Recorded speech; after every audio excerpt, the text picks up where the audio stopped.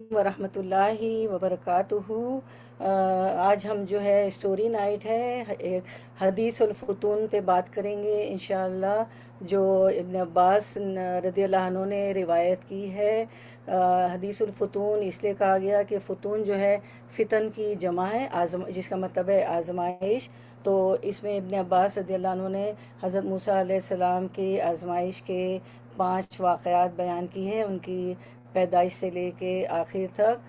تو یہ جو ہے بڑے ریئر ہوتے ہیں یہ ٹاپک۔ تو سامعین اور ناظرین، اس وقت ہم لائیو ہیں فیس بک پہ، اور یہ جو ہے اس کی فل ڈیٹیل آپ یوٹیوب پہ بھی سن سکتے ہیں۔ تو 5 آزمائش فتنوں اور آزمائش کی پہلی آزمائش موسیٰ علیہ السلام کی یہ تھی کہ ان کا قتل ان کی پیدائش سے پہلے ہی، کیونکہ فرعون جو ہے بنی اسرائیل کے لڑکوں کو قتل کر دیتا تھا اور ان کی بیٹیوں کو زندہ رکھتا تھا۔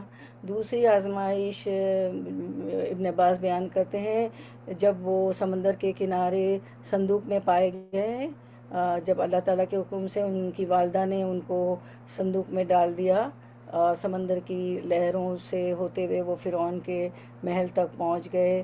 تو فرعون کی بیوی نے فرعون کے قتل سے بچا لیا، کیونکہ فرعون کی بیوی نے موسیٰ علیہ السلام کو بیٹا بنا لیا تھا۔ تیسری آزمائش جب موسیٰ علیہ السلام کی بہن نے جو ہے کنیزوں سے بات کی، کیونکہ ان کنیزوں کو شک ہوا تھا جب موسیٰ علیہ السلام کسی کا دودھ نہیں پی رہے تھے، کسی بھی دائی کا، تو ان کی بہن نے کہا تھا کہ میں آپ کو بتاؤں ایک دائی جو ان کو دودھ پلائے۔ تو انہیں شک ہوا کہ کہیں یہ ان کے گھر کا ہی بچہ نہ ہو، تو وہاں انہوں نے بات بنائی، اس وقت اس آزمائش سے بچ گئے۔ پھر چوتھی اور پانچویں آزمائش، تو جب چوتھی آزمائش جب ان کے سر پر موت منڈلانے لگی، پھر پانچویں آزمائش کا بھی ذکر کرتے ہیں ابن عباس رضی اللہ عنہ، تو یہ حدیث الفتون میں۔ تو انشاءاللہ ہم شروع کرتے ہیں، پوری ڈیٹیل جانتے ہیں، سمجھتے ہیں موسیٰ علیہ السلام کی آزمائش کے بارے میں، ان کی پیدائش سے لے کے آخر تک، بنی اسرائیل ان کی قوم کے ساتھ، فرعون کے ساتھ، سارے جو واقعات ہیں ان کو دیکھتے ہیں، سمجھتے ہیں، جانتے ہیں انشاءاللہ۔ حدیث الفتون، حضرت موسیٰ علیہ السلام کی آزمائش کے واقعات، اور یہ سورۃ الطٰہٰ آیت نمبر 40 سے ماخوذ ہے۔ تو انشاءاللہ ہم شروع کرتے ہیں۔ نحمدہ ونصلی علی رسولہ الکریم، اما بعد، فاعوذ باللہ من الشیطان الرجیم، بسم اللہ الرحمن الرحیم۔ ربی اشرح لی صدری ویسر لی امری واحلل عقدۃ من لسانی یفقہوا قولی۔ رب زدنا علما، اللہم فقہنا فی الدین، اللہم انفعنا بما علمتنا وعلمنا ما ینفعنا وزدنا علما۔ اللہم انی اسألک علما نافعا ورزقا طیبا وعملا متقبلا، آمین یا رب العالمین۔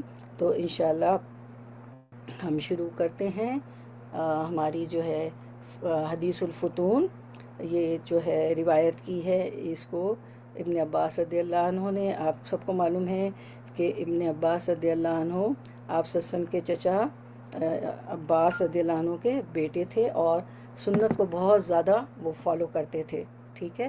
تو موسیٰ علیہ السلام کا مفصل واقعہ حدیث الفتون کے نام سے طویل حدیث سنن نسائی کتاب التفسیر میں باروایت ابن عباس رضی اللہ تعالی عنہ۔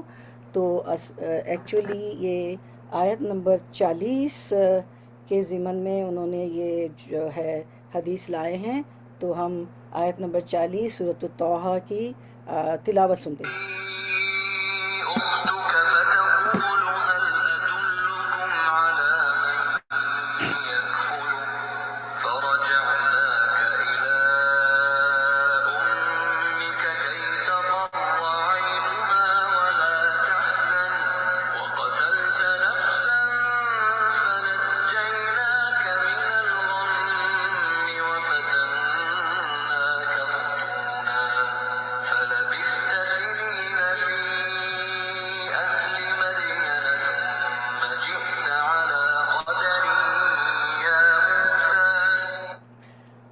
ترجمہ پیش خدمت ہے۔ سورۃ الطٰہٰ آیت نمبر 40 یاد کر جب کہ تیری بہن چل رہی تھی، یہ موسیٰ علیہ السلام سے فرما رہے ہیں اللہ تعالیٰ، یاد کر جب تیری بہن چل رہی تھی اور کہہ رہی تھی کہ اگر تم کہو تو میں بتا دوں جو اس کی نگہبانی کرے، اس تدبیر سے ہم نے تجھے تیری ماں کے پاس پہنچایا کہ اس کی آنکھیں ٹھنڈی رہیں اور وہ غمگین نہ ہو، اور تو نے ایک شخص کو مار ڈالا تھا، اس پر بھی ہم نے تمہیں غم سے بچا لیا، فتن نا کا فتونہ، دراصل اس پہ پوری حدیث ہے ابن عباس کی، فتنہ کا فتونہ، کہ ہم نے جو ہے غم سے بچا لیا، اس پر بھی ہم نے تمہیں غم سے بچا لیا، غرض ہم نے تجھے اچھی طرح آزما لیا، یعنی وفتنہ کا فتونہ، ہم نے تجھے اچھی طرح آزما لیا، پھر تو کئی سال تک مدین کے لوگوں میں ٹھہرا رہا، پھر تقدیر الہی کے مطابق اے موسیٰ تو آ گیا۔ تو یہ ساری ہم تفسیر دیکھتے ہیں ابن عباس کی حدیث میں، ہم انشاءاللہ دیکھتے ہیں۔ تو حضرت موسیٰ علیہ السلام کا مفصل واقعہ حدیث الفتون کے نام سے طویل حدیث کی کتاب سنن النسائی، کتاب التفسیر میں بروایت ابن عباس نقل کی ہے، اور حضرت ابن عباس رضی اللہ عنہ نے اس روایت کو مرفوع یعنی نبی کریم صلی اللہ علیہ وسلم کا بیان قرار دیا ہے۔ مرفوع حدیث وہ ہوتی ہے جس میں وہ حدیث جس میں کسی قول، فعل یا تقریر کو رسول اللہ صلی اللہ علیہ وسلم کی طرف منسوب کیا گیا ہو۔ تو ہم دیکھتے ہیں کہ ابن جریر اور ابن ابی حاتم نے بھی اپنی تفسیر میں یہ روایت نقل کی ہے، مگر وہ موقوف یعنی ابن عباس کا کلام ہے، اور اکثر حصہ اس کا تو خود قرآن کریم کے آیات میں آیا ہوا ہے۔ تو ہم آیات بھی دیکھیں گے، میں یہ حدیث بھی پڑھتی جاؤں گی، اور ہمیں اسکرین پہ آیات بھی ہم دیکھیں گے، ہماری آئی انچارج دکھاتی جائیں گی۔ تو اس لیے پوری حدیث کا ترجمہ کیا جاتا ہے، جس میں حضرت موسیٰ علیہ السلام کی تفصیلی قصے کے ضمن میں بہت سے علمی اور عملی فوائد بھی ہیں۔ حدیث الفنون بسند امام نسائی قاسم بن ابو ایوب فرماتے ہیں کہ مجھے سعید بن جبیر رضی اللہ عنہ نے خبر دی کہ میں نے حضرت عبداللہ بن عباس سے اس آیت کی تفسیر دریافت کی۔ کس نے اس آیت کی تفسیر دریافت کی؟ آیت نمبر 40 کی، وَفَتَنَّا کا فتونہ، سعید بن جبیر نے خبر دی، تو جو حضرت موسیٰ علیہ السلام کے بارے میں آئی ہے، یعنی وَفَتَنَّا کا فتونہ، میں نے دریافت کیا کہ اس میں فتون سے کیا مراد ہے۔ ابھی آیت میں آپ نے پڑھا نا وَفَتَنَّا کا فتونہ، تو اس میں فتون سے کیا مراد ہے، تو اسی لیے اس کو حدیث الفتون کہا گیا۔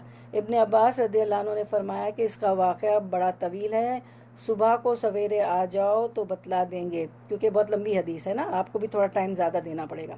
آپ لوگ تو دورہ قرآن کے بھی عادی ہیں، لیکن 2 گھنٹے نہیں ہوگا انشاءاللہ، 10 منٹ اوپر ہوں۔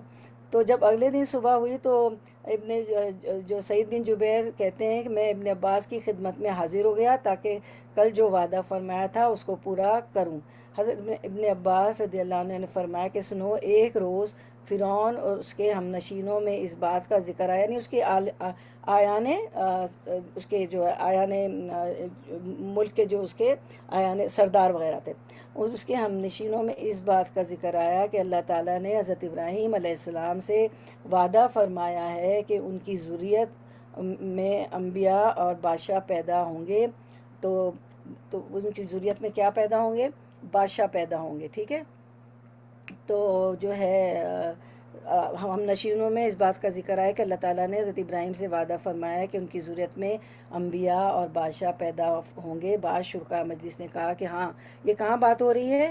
آیان سلطنت اور فرعون بات کر رہے ہیں۔ بعض شرکاء مجلس نے کہا کہ ہاں، بنی اسرائیل تو اس کے منتظر ہیں کہ ان کے ہاں بادشاہ پیدا ہوں، ٹھیک ہے۔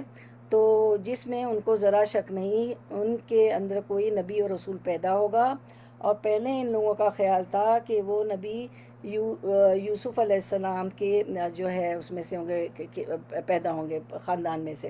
بات کا ذکر آیا کہ اللہ تعالیٰ نے ابراہیم علیہ السلام سے وعدہ فرمایا کہ ان کی ذریت میں انبیاء اور بادشاہ پیدا ہوں گے۔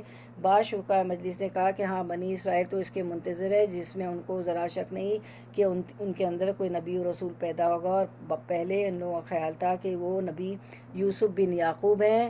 جب ان کی وفات ہو گئی تو کہنے لگے کہ ابراہیم علیہ السلام سے جو وعدہ کیا گیا تھا یہ اس کے مصداق نہیں، کوئی اور نبی و رسول پیدا ہوگا اور جو اس وعدے کو پورا کرے گا۔ فرعون نے یہ سنا تو اس کو فکر لاحق ہوئی کہ اگر بنی اسرائیل میں جن کو اس نے غلام بنا رکھا تھا، کیونکہ بنی اسرائیل کو تو غلام بنا رکھا تھا نا، کوئی نبی اور رسول پیدا ہو گیا تو وہ ان کو مجھ سے آزاد کرائے گا.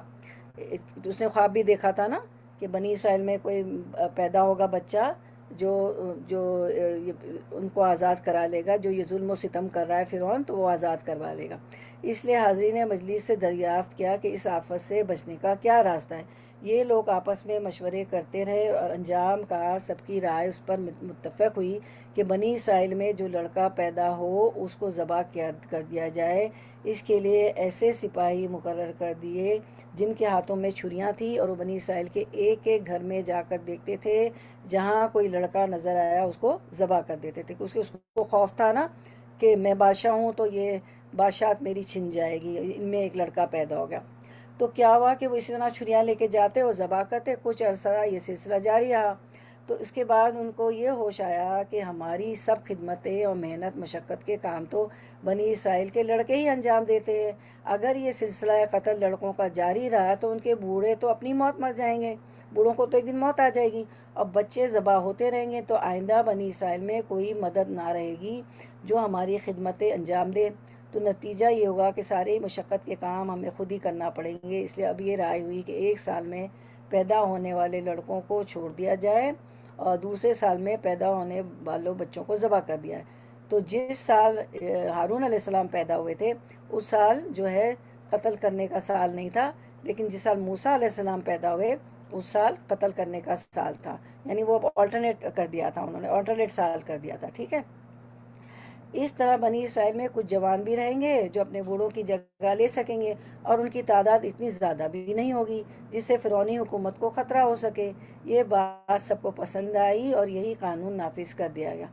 لیکن دیکھیں اب کیا ہوتا ہے. اللہ تعالیٰ اب حق تعالیٰ کی قدرت و حکمت کا ظہور اس طرح ہوا کہ حضرت موسیٰ علیہ السلام کی والدہ کو ایک حمل اس وقت ہوا جب بچوں کو زندہ چھوڑ دینے کا سال تھا. اس میں حضرت ہارون علیہ السلام پیدا ہوئے. فرعونی قانون کی روح سے ان کے لیے کوئی خطرہ نہیں تھا. اگلے سال جو لڑکوں کے قتل کا سال تھا اس میں حضرت موسیٰ علیہ السلام حمل میں آئے تو ان کی والدہ پر رنج و غم طاری تھا کہ اب یہ بچہ پیدا ہوگا تو قتل کر دیا جائے گا.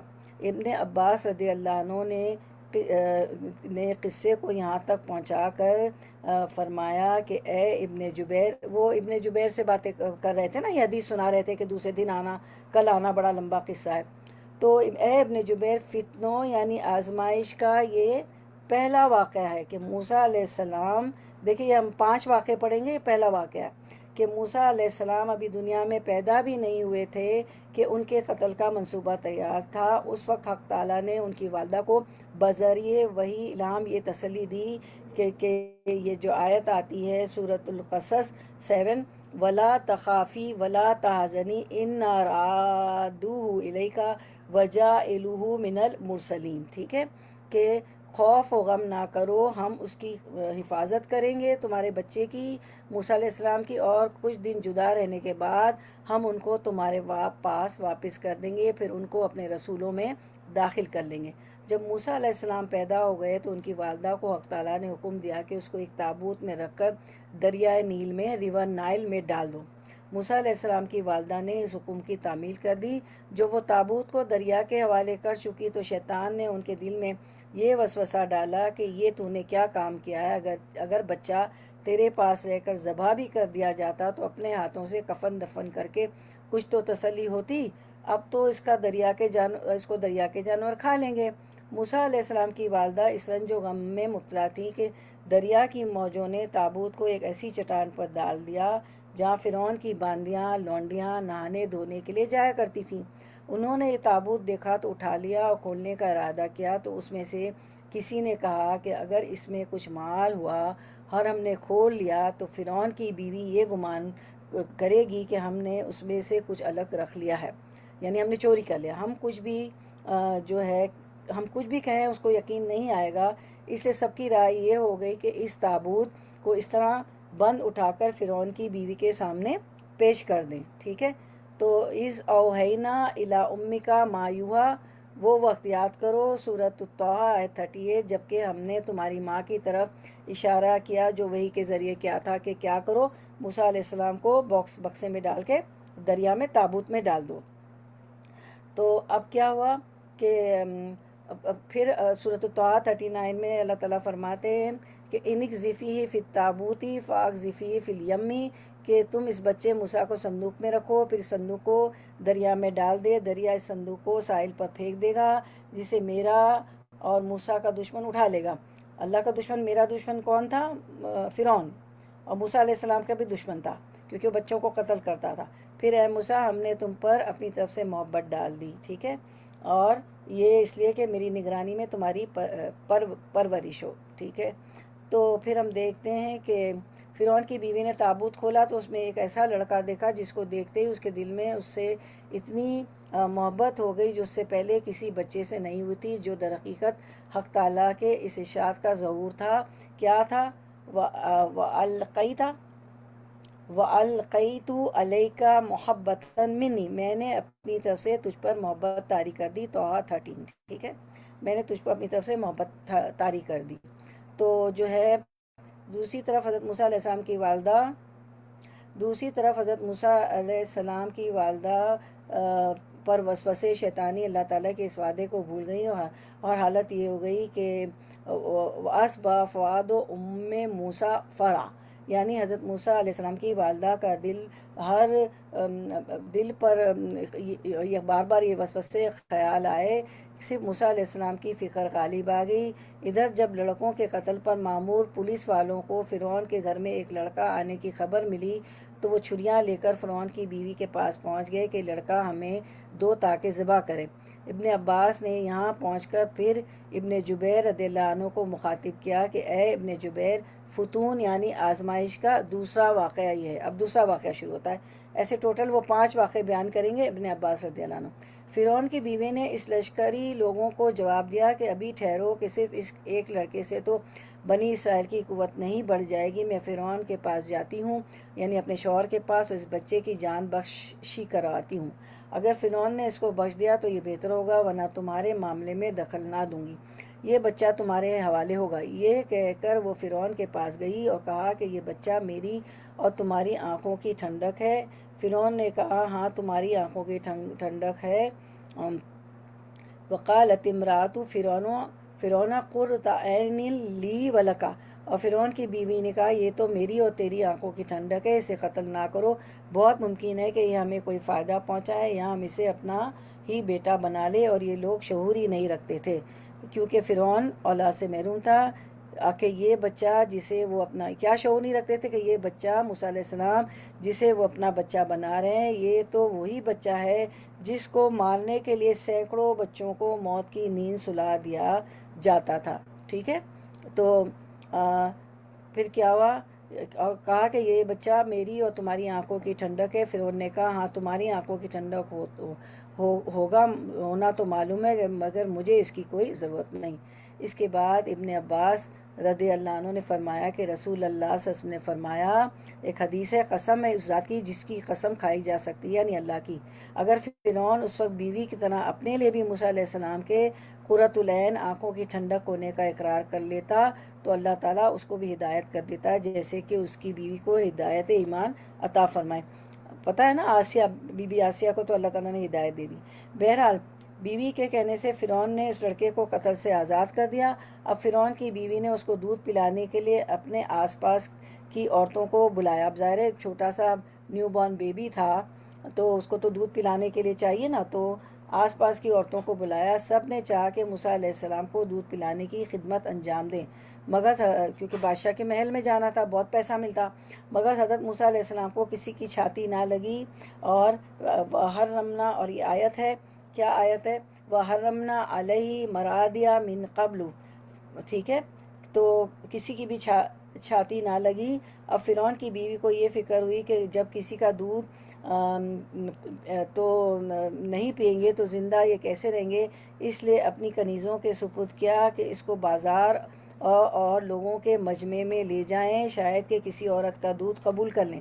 اس طرح موسیٰ علیہ السلام کی والدہ نے بے چین ہو کر آنکھوں کی ٹھنڈک ہونے کا اقرار کر لیا تو اللہ تعالیٰ اس کو بھی ہدایت کر دیتا جیسے کہ اس کی بیوی کو ہدایت کی دی تھی ایمان۔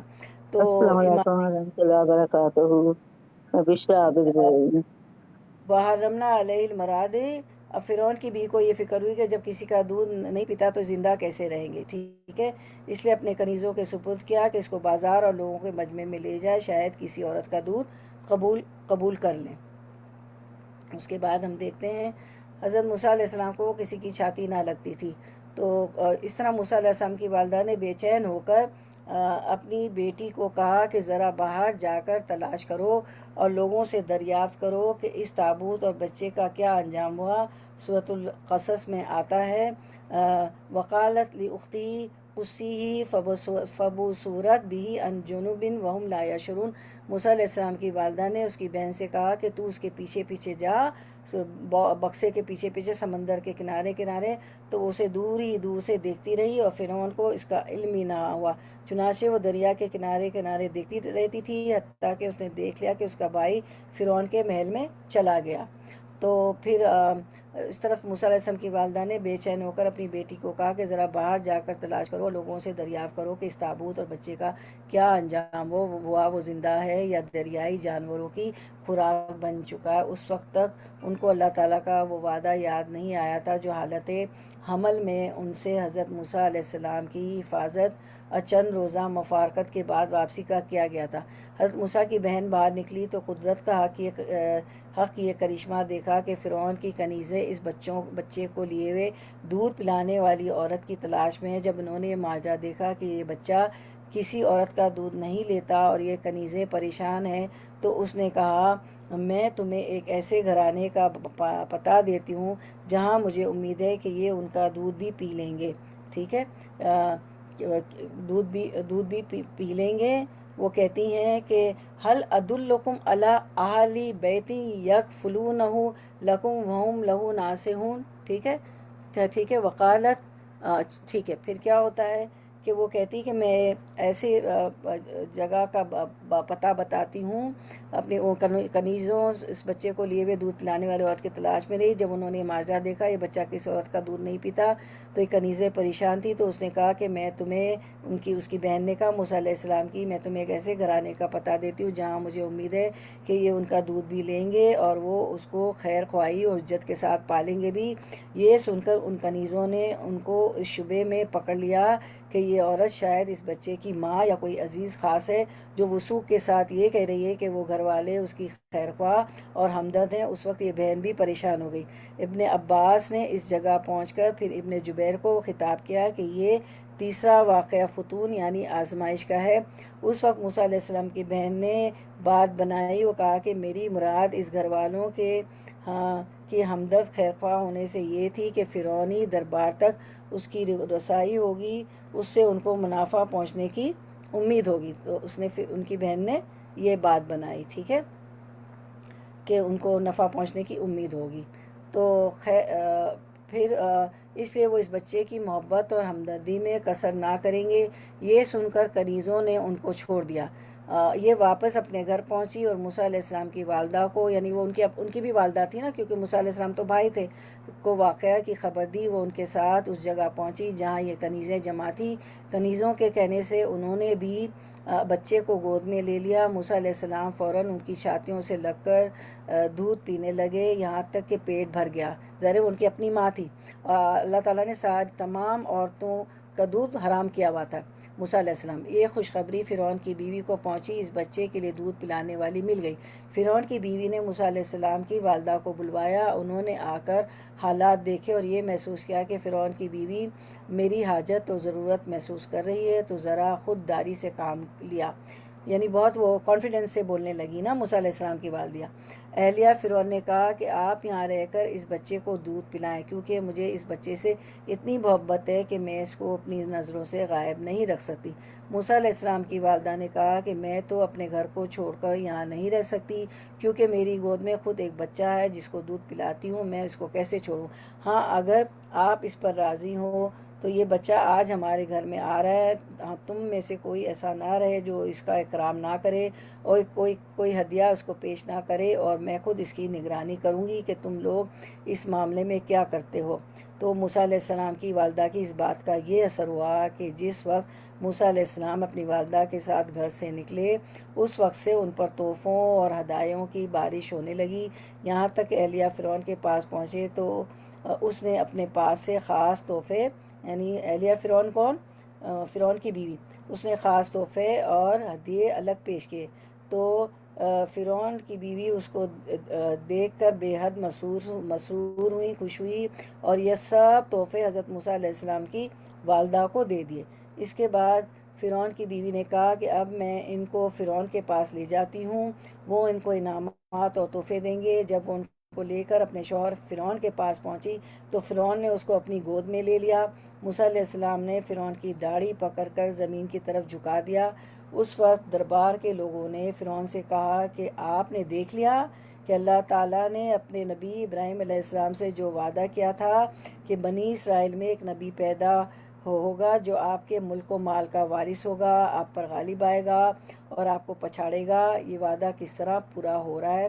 فرعون متنبہ ہوا اور اس وقت لڑکوں کو قتل کرنے والے سپاہیوں کو بلا لیا تاکہ اس کو ذبح کر دیں۔ تو ابن عباس رضی اللہ عنہ نے بیان کیا، یہاں پہنچ کر پھر ابن جبیر کو خطاب کیا، کیونکہ ابن جبیر کو یہ سنا رہے تھے نا ساری حدیث۔ یہ چوتھا واقعہ فتون یعنی آزمائش کا ہے۔ پھر موت سر پر موسیٰ علیہ السلام کے منڈلانے لگی، کیونکہ فرعون کی جب داڑھی کھینچی تو وہ بھی قتل کے در پہ ہو گیا۔ تو اب کیا ہوا کہ آگے پھر ہم دیکھتے ہیں تو اہلیہ فرعون نے یہ دیکھا تو کہا کہ اب تو یہ بچہ مجھے دے چکے ہیں، پھر آپ یہ کیا معاملہ ہو رہا ہے؟ فرعون نے کہا کہ تم یہ نہیں دیکھتی کہ لڑکا اپنے عمل سے گویا یہ دعویٰ کر رہا ہے میری داڑھی کھینچ کر کہ وہ مجھ کو زمین پر پچھاڑ کر مجھ پر غالب آ جائے گا۔ تو فرعون کی بیوی نے کہا کہ اب ایک بات کو اپنے اور میرے معاملے کے فیصلے کے لیے مان لے، جس سے حق بات ظاہر ہو جائے گی کہ بچہ نے یہ معاملہ بچپن کی بے خبری میں کیا ہے یا دیدہ و دانستہ کسی شوخی سے۔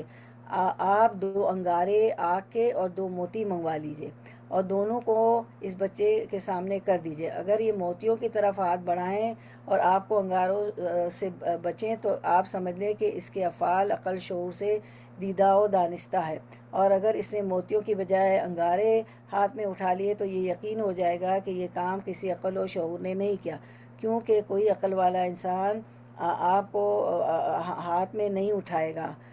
فرعون نے اس آزمائش کو مان لیا، 2 انگارے اور 2 موتی موسیٰ علیہ السلام کے سامنے پیش کیے تو موسیٰ علیہ السلام نے انگارے اٹھا لیے۔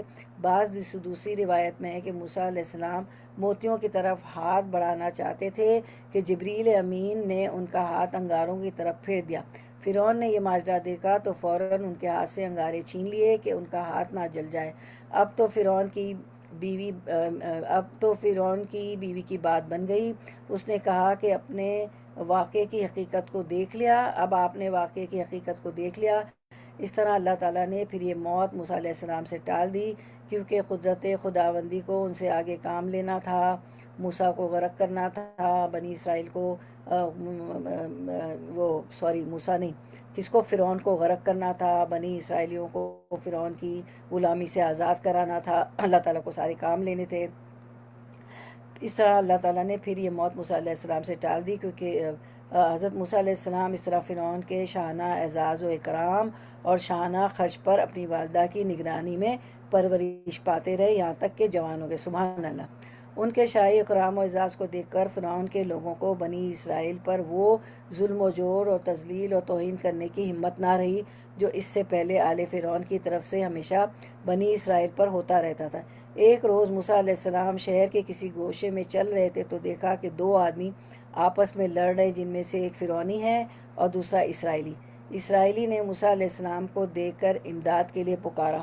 اب موسیٰ علیہ السلام کیا دیکھتے ہیں، اور آتا ہے اور روایتوں میں کہ دوپہر کا وقت تھا، اور دوپہر کے وقت ذرا لوگ قیلولہ کرتے نا تو سناٹا تھا، تو موسیٰ علیہ السلام نکلے تو موسیٰ علیہ السلام نے دیکھا کہ ایک قبطی کون ہوتے تھے؟ فرعون کی قوم کے لوگ، اور بنی اسرائیلی موسیٰ علیہ السلام کی قوم کے لوگ، تو دونوں لڑ رہے تھے۔ تو موسیٰ علیہ السلام کو فرعونی آدمی کی جسارت پر بہت غصہ آیا کہ اس نے شاہی دربار میں موسیٰ علیہ السلام کو اعزاز و اکرام کو جانتے ہوئے اسرائیلی کو ان کے سامنے پکڑ رکھا ہے، جبکہ وہ یہ بھی جانتا ہے کہ موسیٰ علیہ السلام اسرائیلیوں کی حفاظت کرتے ہیں۔ لوگوں کو تو صرف یہی معلوم تھا کہ ان کا تعلق اسرائیلی لوگوں سے صرف رضاعت اور دودھ پینے کی وجہ سے، کیونکہ وہ تو محل میں پل رہے تھے نا۔ تو حضرت موسیٰ علیہ السلام کو ممکن ہے کہ اللہ تعالیٰ نے ان کی والدہ یا کسی اور ذریعے سے یہ معلوم کرا دیا ہو کہ یہ اپنی دودھ پلانے والی عورت ہی کی بطن سے پیدا ہوئے ہیں اور اسرائیلی ہیں۔ غرض موسیٰ علیہ السلام نے غصے میں آ کر اس فرعونی کے ایک مکہ رسید کیا جس کو وہ برداشت نہ کر سکا اور وہیں مر گیا، ٹھیک ہے، کیونکہ موسیٰ علیہ السلام بہت مضبوط ہے، اب دونوں لڑ رہے ہیں اور ایک دوسرے کو چھوڑ نہیں رہے، الگ نہیں کر رہے، تو کچھ تو کرنا تھا نا، تو انہوں نے مکہ مارا اور وہ مر گیا۔ مگر اتفاق سے وہاں کوئی اور آدمی موسیٰ علیہ السلام اور ان دونوں لڑنے والوں کے سوا موجود نہیں تھا۔ فرعونی تو قتل ہو گیا، ٹھیک ہے، اب فرعونی قتل ہو گیا تو غرض موسیٰ نے غصے میں آ کر اس فرعونی کو ایک مکہ رسید کیا جس کو برداشت نہ کر سکا اور وہیں مر گیا، مگر اتفاق سے وہاں کوئی آدمی موسیٰ اور ان دونوں لڑنے والوں کے سوا موجود نہیں تھا۔ فرعونی تو قتل ہو گیا، اسرائیلی اپنا آدمی تھا، اس سے اس کا اندیشہ نہ تھا کہ یہ مخبری کر دے گا۔ جب یہ فرعونی موسیٰ علیہ السلام کے ہاتھ سے مارا گیا تو موسیٰ علیہ السلام نے کیا کہا کہ ھذا من عملی شیطانی، انہوں نے کہا ھذا من عملی شیطان انہ عدو مضل مبین، یعنی یہ کام شیطان کی طرف سے ہوا ہے، وہ کھلا دشمن ہے، ٹھیک ہے، گمراہ کرنے والا ہے۔ پھر اللہ تعالیٰ کی بارگاہ میں عرض کی، اچھا اب کیا ہوتا ہے کہ اس سے پہلے ایک آیت ہے دخل المدینۃ علی حین غفلۃ من اہلہا فوجدا فیہا رجلین یقتتلان، اور موسیٰ علیہ السلام ایک ایسے وقت شہر میں آئے، سورۃ القصص 15، جبکہ شہر کے لوگ غفلت میں تھے، یہاں وہ دو شخصوں کو لڑتے ہوئے پایا، یہ ایک تو اس کے رفیق میں سے تھا، دوسرا اس کے دشمنوں میں سے تھا، ایک قبطی تھا ایک اسرائیلی تھا۔ اس کی قوم والے نے اس کے خلاف جو اس کے دشمنوں میں سے تھا اس سے فریاد کی، جس پر موسیٰ علیہ السلام نے اس سے مکہ مارا جس سے وہ مر گیا۔ موسیٰ علیہ السلام کے کہنے لگے یہ تو شیطانی کام ہے۔ موسیٰ علیہ السلام نے کیا کہا، قالا، جب وہ ان سے قتل ہو گیا، مکہ مارا، قالا ھذا من عمل الشیطانی انہ عدو مضل مبین، کہ یقیناً یہ تو شیطانی کام ہے، یہ شیطان دشمن اور کھلے طور پر بہکانے والا ہے، ٹھیک ہے۔ پھر اللہ تعالیٰ کی بارگاہ میں انہوں نے معافی مانگی اور دعا کی۔ کیا دعا ہے، ربی انی ظلمت نفسی فاغفر لی فغفر لہ، پھر دعا کرنے لگے کہ اے پروردگار میں نے تو خود اپنے اوپر ظلم کیا، تو مجھے معاف کر دے۔ اللہ تعالیٰ نے اسے بخش دیا، وہ بخشش اور بہت مہربانی کرنے والا ہے۔ موسیٰ علیہ السلام اس واقعے کے بعد خوف و ہراس کے عالم میں یہ خبریں دریافت کرتے رہے کہ اس کے قتل پر آل فرعون کا رد عمل کیا ہوا اور دربار فرعون تک یہ معاملہ پہنچا یا نہیں۔ معلوم ہوا کہ معاملہ فرعون تک اس عنوان سے پہنچا کہ کسی اسرائیلی نے آل فرعون کے ایک آدمی کو قتل کر دیا ہے، اس لیے اسرائیلیوں سے اس کا انتقام لیا جائے، اس معاملے میں ان کے ساتھ کوئی ڈھیل کا معاملہ نہ کیا جائے۔ فرعون نے جواب دیا کہ اس کے قاتل کو متعین کر کے مع شہادت کے پیش کرو، کیونکہ بادشاہ اگرچہ تمہارا ہی ہے مگر اس کے لیے کسی طرح مناسب نہیں ہے کہ بغیر شہادت و ثبوت کے کسی سے قصاص لے لے، کیونکہ قتل کے معاملے میں تو شہادت و ثبوت لیا جاتا ہے نا، تو فرعون بھی ثبوت مانگ رہا تھا۔ تو تم اس کے قاتل کو تلاش کرو اور ثبوت مہیا کرو، میں ضرور تمہارا انتقام بصورت قصاص سے لوں گا۔ فرعون کے لوگ یہ سن کر گلی کوچوں بازاروں میں گھومنے لگے کہ کہیں اس کے قتل کرنے والے کا سراغ مل جائے، مگر ان کو کوئی سراغ نہیں مل رہا تھا۔ اچانک یہ واقعہ پیش آیا کہ اگلے روز موسیٰ گھر سے نکلے تو اسی اسرائیلی کو دیکھا کہ دوسرے فرعونی شخص کے سے مقابلہ کرنے میں لگا ہوا ہے، وہی شخص نا، کہ مقابلہ کرنے میں دیکھا کہ اچانک یہ واقعہ پیش اگلے روز موسیٰ گھر سے نکلے تو اسی اسرائیلی کو دیکھا کہ کسی دوسرے فرعونی شخص سے مقابلہ کرنے میں لگا ہوا ہے، اور پھر اس اسرائیلی نے موسیٰ کو مدد کے لیے پکارا، مگر موسیٰ علیہ السلام کل کے واقعے پر ہی نادم ہو رہے تھے، کیونکہ ان سے تو مکہ مارا تو وہ مر گیا، اور اس وقت اسی اسرائیل کو پھر لڑتے ہوئے دیکھ کر اس پر ناراض ہوئے کہ خطا اسی کی معلوم ہوتی ہے، یہ جھگڑا चालू आदमी है और लड़ता ही रहता है। इसराइली था, मूसा अलैहिस्सलाम की कौम का था। मगर इसके बावजूद मूसा अलैहिस्सलाम ने इरादा किया कि फ़िरौनी शख्स को इस पर हमला करने से रोके। लेकिन इसराइली को भी बतौर तंबीह कहने लगे, तूने कल भी झगड़ा किया था, आज फिर लड़ा है, तू ही ज़ालिम है। इसराइली ने मूसा अलैहिस्सलाम को देखा कि वो आज भी इस तरह गुस्से में है जैसे कल थे, तो उसको मूसा के इन अल्फाज से ये शुबा हो गया कि ये आज मुझे ही कत्ल कर देंगे, क्योंकि अगले दिन तो वो कत्ल हुआ था ना किप्ती।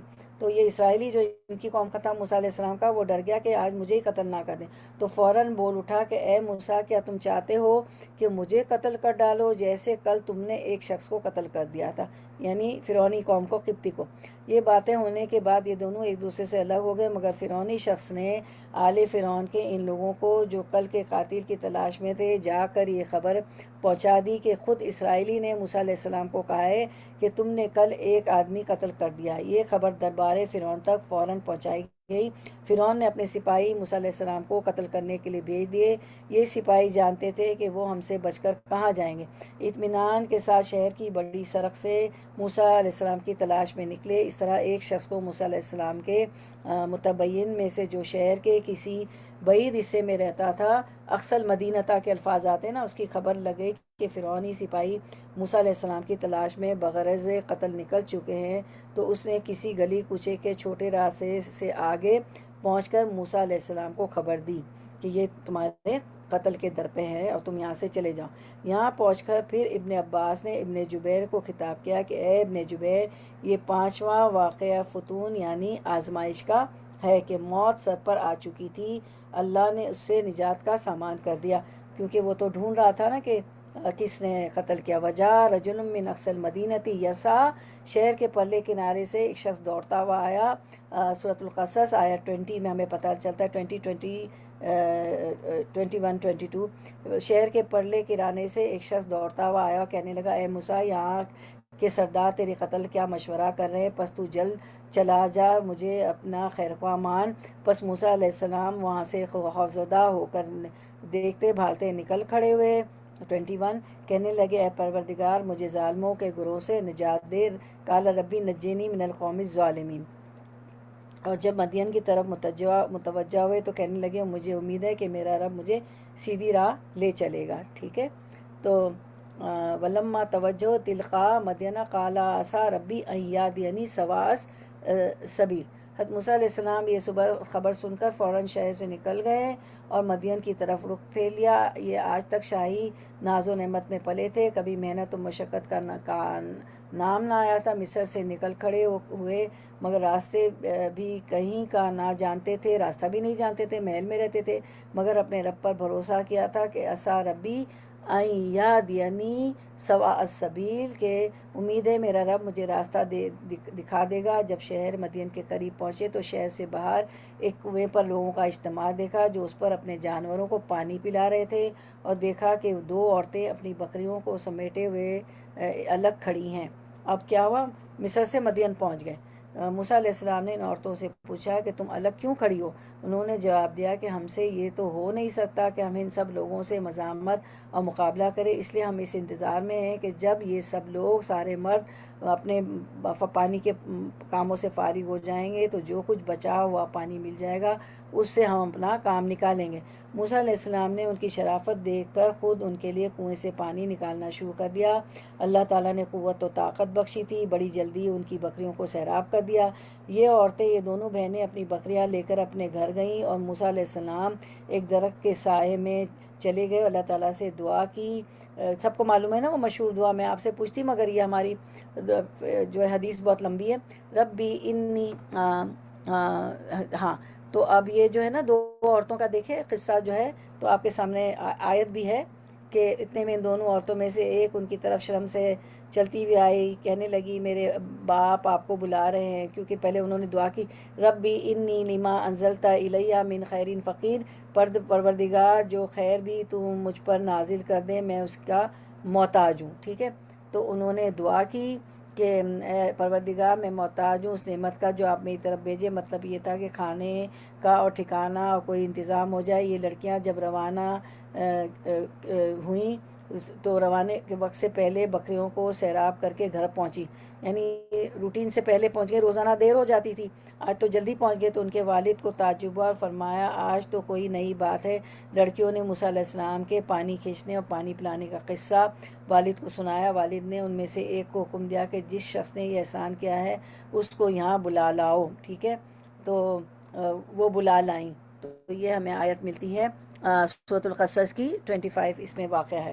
تو وہ بلا لاؤ، وہ بلا لائی۔ والد نے موسیٰ علیہ السلام اسے ان کے حالات دریافت کیے اور فرمایا، موسیٰ علیہ السلام کے حالات دریافت کر کے فرمایا لا تخف، کہ تم ڈرو نہیں۔ موسیٰ علیہ السلام سے کہا لا تخف، تم ڈرو نہیں، نجوتا من القوم قوم الظالمین، یعنی اب آپ خوف و ہراس اپنے دل سے نکال دیجئے، آپ ظالموں کے ہاتھ سے نجات پا چکے ہیں۔ ہم نہ فرعون کی سلطنت میں ہیں، نہ اس کا ہم پر کچھ حکم چل سکتا ہے۔ یہ شعیب علیہ السلام کی بیٹیاں تھیں، ٹھیک ہے؟ تو شعیب علیہ السلام ان کو تسلی دے رہے۔ اب ان دونوں لڑکیوں میں سے ایک نے اپنے والد سے کہا یا ابتی، کیا کہتی ہیں اپنے والد سے؟ یا ابتی کہ کہتی ہیں کہ اے والد کیا کرو، استاجرو ان خیر من استاجرت القوی الامین، یعنی اے ابا جان ان کو آپ ملازم رکھ لیجئے، ان کو آپ ملازم رکھ لیجئے۔ کیوں کہتی ہیں ملازم رکھ لیجئے؟ ان کو ملازم رکھ لیجئے کیونکہ ملازمت کے لیے بہترین آدمی وہ ہے جو قوی بھی ہو اور امانت دار بھی ہو۔ تو والد کو اپنی لڑکی سے یہ بات سن کر غیرت سی آئی کہ میری لڑکی کو یہ کیسے معلوم ہوا کہ یہ جو ہے قوی بھی ہیں اور امین بھی ہیں، اس لیے اس سے سوال کیا کہ تمہیں ان کی قوت کا اندازہ کیسے ہوا اور ان کی امانت داری کس بات سے معلوم کی؟ لڑکی نے، میں نے شعیب علیہ السلام کی بیٹی نے عرض کیا کہ ان کی قوت کا مشاہدہ تو ان کے کنویں سے پانی کھینچنے کے وقت ہوا کہ سب چرواہوں سے پہلے انہوں نے اپنا کام کر لیا، دوسرا کوئی ان کے برابر نہیں آ سکا۔ اور امانت کا حال اس طرح معلوم ہوا کہ جب میں ان کو بلانے کے لیے گئی اور اول نظر میں جب انہوں نے دیکھا کہ میں ایک عورت ہوں تو فوراً اپنا سر نیچے کر لیا اور اس وقت تک سر نہیں اٹھایا جب تک میں نے ان کو آپ کا پیغام نہیں پہنچا دیا۔ اس کے بعد انہوں نے مجھ سے فرمایا کہ تم میرے پیچھے پیچھے چلو، مگر مجھے اپنے گھر کا راستہ پیچھے سے بتلاتی رہو، اور یہ بات صرف وہی مت کر سکتا ہے جو امانت دار ہو۔ یعنی ساتھ ساتھ بھی نہیں چلے نا، کتنی عزت کی اس عورت کی، اس لڑکی کی، کہ پیچھے چلو۔ تو وہ کہتی ہیں کہ وہ یہ ایسا ہی آدمی کر سکتا ہے جو امانت دار ہو۔ والد کو لڑکی کی اس دانشمندانہ بات سے مسرت ہوئی، یعنی شعیب علیہ السلام، اس کی تصدیق فرمائی اور خود بھی ان کے بارے میں قوت و امانت کا یقین ہو گیا۔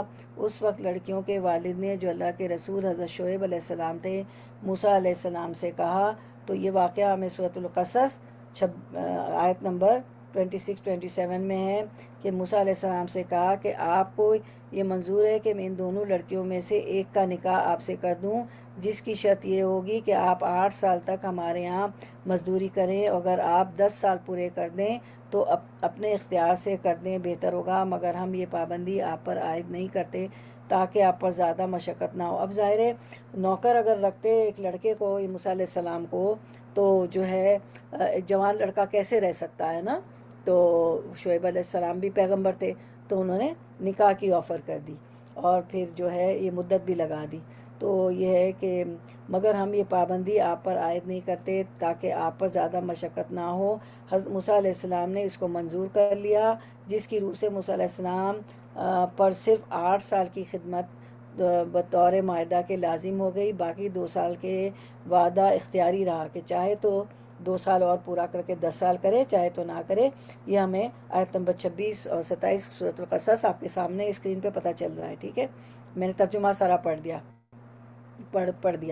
تو پھر موسیٰ علیہ السلام نے اس کو منظور فرما لیا، جس کی روح سے موسیٰ علیہ السلام پر صرف 8 سال کی خدمت بطور معاہدہ کے لازم ہے، باقی 2 سال کا وعدہ اختیاری ہے۔ اللہ تعالیٰ نے اپنے پیغمبر موسیٰ علیہ السلام سے وہ وعدہ بھی پورا کرا کر 10 سال پورے کر دیے۔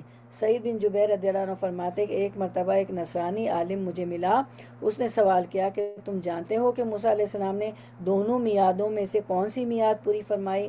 میں نے کہا کہ مجھے معلوم نہیں، کیونکہ اس وقت تک ابن عباس کی یہ حدیث مجھے معلوم نہ تھی۔ اس کے بعد میں ابن عباس سے ملا رضی اللہ عنہ، ان سے سوال کیا، انہوں نے فرمایا کہ 8 سال کی میعاد پورا کرنا تو موسیٰ علیہ السلام پر واجب تھا، اس میں کچھ کمی کرنے کا تو احتمال ہی نہیں، اور یہ بھی معلوم ہونا چاہیے کہ اللہ تعالیٰ کو اپنے رسول کا اختیاری وعدہ بھی پورا ہی کرنا منظور تھا، اس لیے 10 سال کی میعاد پوری کی۔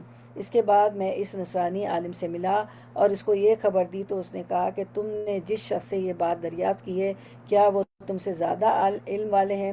میں نے کہا کہ بے شک وہ بہت بڑے عالم اور ہم سب سے افضل ہیں، یعنی ابن عباس۔ ٹھیک ہے، تو میں آیت نہیں پڑھوں گی، صرف ترجمہ پڑھوں گی تاکہ ہم وقت میں ٹائم سے پورا کر لیں۔ ٹھیک ہے، 10 سال کی میعاد خدمت پوری کرنے کے بعد جب حضرت موسیٰ علیہ السلام اپنی اہلیہ محترمہ کو ساتھ لے کر شعیب علیہ السلام کے وطن مدین سے رخصت ہوئے، راستے میں سخت سردی، اندھیری رات، راستہ نامعلوم، بے کسی اور بے بسی کے عالم میں اچانک کوہ طور پر آگ دیکھے، پھر وہاں جانے اور حیرت انگیز مناظر کے بعد معجزہ عصا اور ید بیضا آپ موسیٰ علیہ السلام کو دیا گیا، اس کے ساتھ منصب نبوت اور رسالت عطا ہوئی کوہ طور پہ۔ اس کے بعد جس کا پورا قصہ آپ سورۃ الطٰہٰ میں پڑھ چکی ہیں، کیونکہ آپ فنش کر چکی تھی، اور ایز اے قرآن کا اسٹوڈنٹ آپ کو حدیث الفتون بھی پتہ ہونی چاہیے تھی، اسٹوری نائٹ ہونی چاہیے تھی ہماری۔ حضرت موسیٰ علیہ السلام کو یہ فکر ہوئی کہ میں فرعونی دربار کا ایک مفرور ملزم قرار دیا گیا ہوں، مجھ سے قبطی کا قصاص لینے کا حکم وہاں سے ہو چکا ہے، اب اس کے پاس دعوت رسالت لے کر جانے کا حکم ہوا ہے۔ اللہ تعالیٰ فرما رہے ہیں کہ جاؤ، کہ اذهب الی فرعون انہ طغی، فرعون کے پاس جاؤ، وہ سرکش ہو گیا، نیز اپنی زبان میں لکنت کا عذر بھی سامنے آیا، تو اللہ تعالیٰ کی بارگاہ میں عرض معروض پیش کی۔ حق تعالیٰ نے ان کی فرمائش کے مطابق ان کے بھائی حضرت ہارون کو شریک رسالت بنا کر ان کے پاس وحی بھیج دی، اور یہ حکم دیا کہ حضرت موسیٰ علیہ السلام کا شہر مصر سے باہر استقبال کرے۔ اس کے مطابق موسیٰ علیہ السلام شہر مصر سے باہر پہنچے، ہارون علیہ السلام سے ملاقات ہوئی، دونوں بھائی حسب الحکم فرعون، اللہ تعالیٰ کے حکم کے مطابق فرعون کو دعوت حق دینے کے لیے اس کے دربار میں پہنچے۔ کچھ وقت تک تو ان کو دربار میں حاضری کو موقع نہیں دیا گیا، جیسے کہ بادشاہ لوگ کرتے ہیں، انتظار کراتے ہیں۔ یہ دونوں دروازے پر ٹھہرے رہے، پھر بہت سے پردوں میں گزر کر حاضری کی اجازت ملی۔ ظاہر ہے کہ بادشاہ تو بہت اندر اندر ہوتا ہے نا، سیکیورٹی ریزن کی وجہ سے، تو بہت سے پردوں میں سے گزر کر حاضری، تو ہر دور میں یہ رہا ہے، سیکیورٹی اور اس کے پردوں میں گزر کر حاضری کی اجازت ملی، اور دونوں نے فرعون سے کہا، کیا کہا؟ انا رسول رب العالمین، یعنی ہم دونوں تیرے رب کی طرف سے قاصد اور پیغامبر ہیں۔ تو فرعون نے پوچھا، تو اس کو ہم دیکھتے ہیں سورۃ الشعراء جو میں دیکھتے ہیں تو ہم دیکھتے ہیں سورۃ الطٰہٰ میں، قالا فمن ربکما یا موسیٰ، تو تم بتاؤ تمہارا رب کون ہے؟ موسیٰ ہارون علیہ السلام نے وہ بات کہی جس کا قرآن نے خود ذکر کر دیا ہے۔ انہوں نے کہا، ربنا الذی آتا کل شیء خلقہ، ٹھیک ہے، ثم ہدی، کہ اس پر فرعون نے کہ جواب دیا کہ ہمارا رب وہ ہے جس نے ہر ایک کو اس کی خاص صورت شکل عنایت فرمائی، پھر راہ سمجھائی۔ وہ پوچھا نا اس نے کہ اللہ کون ہے، تیرا رب کون ہے، تو رب کا تعارف کروایا۔ اس پر فرعون نے پوچھا کہ پھر تم دونوں کیا چاہتے ہو؟ اس سے ہی قبطی مقتول کا واقعہ ذکر کر کے موسیٰ علیہ السلام کو مجرم ٹھہرایا اور اپنے گھر میں ان کی پرورش پانے کا احسان جتلایا۔ حضرت موسیٰ علیہ السلام نے دونوں باتوں کا وہ جواب دیا جو قرآن میں مذکور ہے، اس کے بعد واقعہ ذکر کر کے حضرت موسیٰ علیہ السلام کو مجرم ٹھہرایا، اپنے گھر میں ان کی پرورش پانے کا احسان جتایا۔ موسیٰ علیہ السلام نے دونوں باتوں کو وہ جواب دیا جو قرآن میں مذکور ہے، یعنی مقتول کے معاملے میں تو میں اپنی خطا اور غلطی کا اعتراض کر کے ناوقفیت کا عذر ظاہر کیا، اور گھر میں پرورش پر احسان جتلانے کا جواب یہ دیا کہ تم نے سارے بنی اسرائیل کو اپنا غلام بنا رکھا ہے، ان پر طرح طرح کے ظلم کر رہے ہو، اس کے نتیجے میں تقدیر میں تمہارے گھر میں پہنچا دیا گیا، اور جو کچھ اللہ کو منظور تھا وہ ہو گیا، اس میں تمہارا کوئی احسان نہیں، یہ اللہ کو منظور تھا۔ پھر موسیٰ علیہ السلام نے فرعون کو خطاب کر کے پوچھا کہ کیا تم اس پر راضی ہو کہ اللہ پر ایمان لے آؤ اور بنی اسرائیل کو غلامی سے آزاد کر دو؟ فرعون نے اس سے انکار کیا اور کہا کہ اگر تمہارے پاس رسول رب ہونے کا کوئی علامت ہے تو دکھلاؤ۔ موسیٰ علیہ السلام نے اپنا عصا زمین پر ڈال دیا تو وہ عظیم الشان اژدہے کی شکل میں منہ کھولے ہوئے فرعون کی طرف لپکا۔ فرعون خوفزدہ ہو کر اپنے تخت کے نیچے چھپ گیا اور موسیٰ علیہ السلام سے پناہ مانگی کہ اس کو روک لیں۔ موسیٰ علیہ السلام نے اس کو پکڑ لیا، پھر اپنے گریبان میں ہاتھ ڈال کر نکالا، وہ چمکنے لگا۔ یہ دوسرا معجزہ فرعون کے سامنے آیا۔ پھر دوبارہ گریبان میں ہاتھ ڈالا تو اپنی اصلی حالت پر آ گیا۔ فرعون نے ہیبت زدہ ہو کر اپنے درباریوں سے مشورہ کیا کہ تم دیکھ رہے ہو کیا ماجرا ہے اور ہمیں کیا کرنا چاہیے۔ درباریوں نے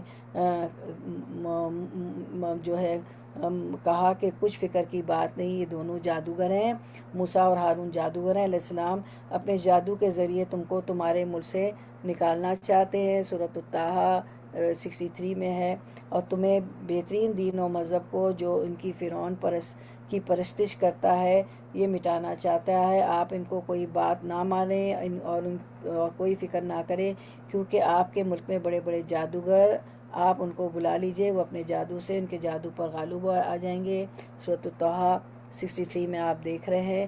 اور وہ کہنے لگے 64 65 قالوا ان ھذان لساحران یریدان ان یخرجاکم من ارضکم بسحر، کہنے لگے یہ دونوں محض جادوگر ہیں اور ان کا پختہ ارادہ ہے کہ اپنے جادو کے زور سے تمہیں تمہارے ملک سے نکال باہر کریں اور تمہارے بہترین مذہب کو برباد کر دیں، بطریقتکم المثلی، اور تو تم بھی اپنا کوئی داؤ اٹھا نہ رکھو اور پھر سب بندی کر کے آؤ، اور جو آج غالب آ گیا وہی بازی لے جائے گا۔ 64 آیت نمبر 64 63 دونوں ہم نے پڑھ لی، ٹھیک ہے۔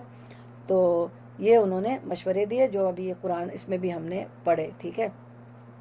تو فرعون کی تو آپ ان کی کوئی بات نہ مانیں اور کوئی فکر نہ کریں، کیونکہ آپ کے ملک میں بڑے بڑے جادوگر ہیں، آپ ان کو بلا لیجئے، وہ اپنے جادو سے ان کے جادو پر غالب آ جائیں گے۔ فرعون نے اپنی مملکت کے سب شہروں میں حکم دے دیا کہ جتنے آدمی جادوگری میں ماہر ہوں وہ سب دربار میں حاضر کر دیے جائیں۔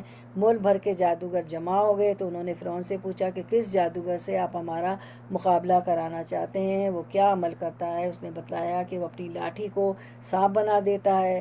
جادوگروں نے بڑی بے فکری سے کہا کہ یہ تو کوئی چیز نہیں، لاٹھیوں اور رسیوں کو سانپ بنا دینے کے جادو کا تو جو کمال ہمیں حاصل ہے اس کا کوئی مقابلہ نہیں کر سکتا، مگر یہ طے کر دیجئے کہ اگر ہم اس پر غالب آ گئے تو ہمیں کیا ملے گا۔ سورۃ الشعراء 26۔ فرعون نے کہا بڑی خوشی سے، بلکہ ایسی صورت میں تم میرے خاص درباری بن جاؤ گے۔ اب جادوگروں نے مقابلے کا وقت اور جگہ موسیٰ علیہ السلام سے طے کر کے اپنی عید کے دن چاش کا وقت مقرر کر دیا۔ چاش کا وقت کیا ہوتا ہے؟ جب دوحہ کا وقت، جب سورج جو ہے خوب روشن ہو جاتا ہے۔ ابن جبیر فرماتے ہیں کہ ابن عباس نے مجھ سے بیان کیا کہ ان کا یوم الزینہ یعنی عید کا دن جس میں اللہ تعالیٰ نے موسیٰ علیہ السلام کو فرعون اور اس کے جادوگروں پر فتح عطا فرمائی، وہ عاشورہ یعنی 10 محرم کی دن تھا، جب سب لوگ ایک وسیع میدان میں مقابلہ دیکھنے کے لیے جمع ہو گئے تو فرعون کے لوگ آپس میں ایک دوسرے کو کہنے لگے، سورۃ الشعراء 40، کہ لعلنا نتبع السحرۃ ان کانوا ہم الغالبین، تاکہ اگر جادوگر غالب آ جائیں تو ہم انہی کی پیروی کریں گے، ٹھیک ہے، کہ پیروی کریں گے، یعنی ہمیں یہاں ضرور رہنا چاہیے تاکہ یہ ساحر یعنی موسیٰ ہارون اگر غالب آ جائے تو ہم بھی ان پر ایمان لے آئیں گے۔ ان کی یہ گفتگو ان حضرات کے ساتھ استہزاء و مذاق کے طور پہ تھی، اور ان کو یقین تھا کہ یہ ہمارے جادوگروں پر غالب نہیں آ سکیں گے۔ میدان مقابلہ مکمل آراستہ ہو گیا تو جادوگروں نے موسیٰ علیہ السلام کو خطاب کیا کہ پہلے آپ کچھ ڈالیں، یعنی اپنا سحر جادو دکھلائیں، یا ہم پہلے ڈال کر ابتدا کریں۔ حضرت موسیٰ علیہ السلام نے ان سے کہا کہ تم ہی پہل کرو، اپنا جادو دکھلاؤ۔ ان لوگوں نے اپنی لاٹھیاں اور کچھ رسیاں زمین پر کہتے ہوئے ڈال دی اور کہا کہ بِعِزَّتِ فرعون اِنَّا لَنَحْنُ الْغَالِبُونَ، عزت فرعون کی قسم ہم یقیناً ہم ہی غالب رہیں گے، ٹھیک ہے۔ یہ لاٹھیاں اور رسیاں دیکھنے میں سانپ بن کر چلنے لگی۔ یہ دیکھ کر موسیٰ علیہ السلام پر ایک خوف طاری ہو گیا اور آیت میں ہے فَأَوْجَسَ فِي نَفْسِهِ خِیفَةً، پس موسیٰ علیہ السلام نے اپنے دل میں ڈر محسوس کیا، ٹھیک ہے، محسوس کیا۔ یہ خوف طبی بھی ہو سکتا ہے، طبعی ہوتا ہے نا، نیچرل ہوتا ہے، جو مقتضائے بشریت ہے، ہماری بشر ہے نا، ہم خوف زدہ ہو جاتے ہیں، انبیاء بھی اس سے مستثنیٰ نہیں۔ اور یہ بھی ہو سکتا ہے کہ خوف اس بات کا ہو کہ اب اسلام کی دعوت جس کو میں لے کر آیا ہوں اس میں رکاوٹ پیدا ہو جائے گی۔ اللہ تعالیٰ نے موسیٰ علیہ السلام کو بذریعہ وحی حکم دیا کہ اپنی عصا ڈال دو۔ موسیٰ علیہ السلام نے اپنی عصا ڈالی تو ایک بڑا اژدہا بن گیا جس کا منہ کھلا ہوا تھا۔ اس اژدہا نے ان تمام سانپوں کو نگل لیا جو جادوگروں نے لاٹھیوں اور رسیوں کے بنائے ہوئے تھے، ٹھیک ہے۔ فرعون جادوگر جادو کے فن کے ماہر تھے۔ یہ معجزہ دیکھ کر ان کو یقین ہو گیا کہ یہ موسیٰ علیہ السلام کو عصا کا یہ اژدہا جادو سے نہیں بلکہ اللہ کی طرف سے ہے۔ تو ہم دیکھتے ہیں یہ آیت 120 سورۃ الاعراف کی 120 سے آنورڈ کہ موسیٰ علیہ السلام کو عصا کا یہ اژدہا جادو سے نہیں بلکہ اللہ کی طرف سے ہے۔